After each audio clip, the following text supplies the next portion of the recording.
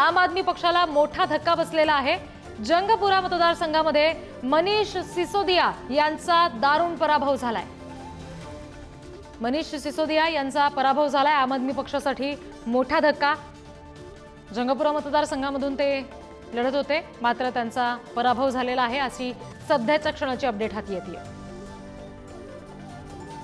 राजधानी दिल्लीमध्ये आता पुन्हा एकदा भाजप सत्तेच्या दिशेने वाटचाल करते आहे। आपला पुन्हा एकदा दिल्लीच्या जनतेने नाकारलंय असं दिसतंय आणि त्यातच आणखी एक मोठी बातमी हाती येते, ती म्हणजे जंगपुरा मतदारसंघामध्ये आम आदमी पक्षाचे मनीष सिसोदिया यांचा पराभव झालेला आहे। इतर सगळे दिग्गज सुद्धा पराभवाच्या छायेतच दिसतात, मात्र सध्याच्या क्षणाला सिसोदिया यांचा पराभव झाल्याची बातमी समजते।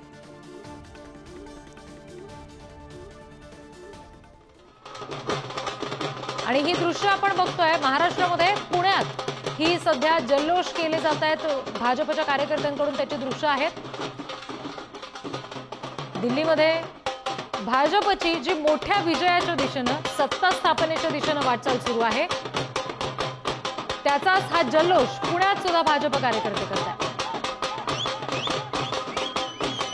आणखी तपशील घेऊया, प्रतिनिधी शिवाजी काळे आपल्याशी जोडले गेलेले आहेत त्यांच्याकडून। शिवाजी, सिसोदिया यांचा पराभव झालेला आहे। मागच्या काळात ज्या काही खळबळजनक आरोपांची मालिका त्यांच्यावर सुरू होती, त्याचा हा परिणाम म्हणावा लागेल।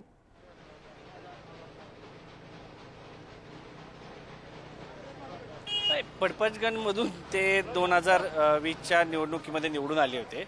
त्यांचा मतदारसंघ केजरीवाल यांनी चेंज केला, त्यांना जंगपुरा विधानसभा मतदारसंघातून उभं केलं होतं। त्या ठिकाणी मुस्लिम बहुल त्याचबरोबर उच्चभ्रू असे दोन प्रकारचे मतदार आहेत। निजामुद्दीन हे जे रेल्वे स्टेशन येतं, जे प्रसिद्ध आहे दिल्लीमध्ये, तो सगळा परिसर त्यांच्या जंगपुरा मतदारसंघामध्ये येत होता।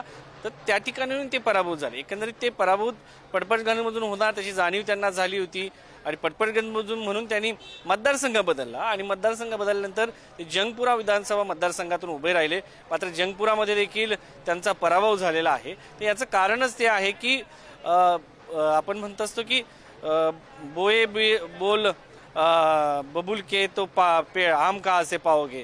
एकंदरीत त्यांच्या शेवटच्या 5 वर्षामध्ये कारागृहामध्ये असल्यानंतर लोकांची सेवा नाही, कर्म नाही, तर कर्म नसेल तर तुम्हाला त्याचं फळ तरी कसं मिळेल असा प्रश्न आहे। कारण आपण एक गीतेमध्ये खूप चांगला श्लोक आहे, कर्मण्यवादी कारस्य मा फलेषु कदाचन, कर्म करत राहा, फळाची अपेक्षा करू नका।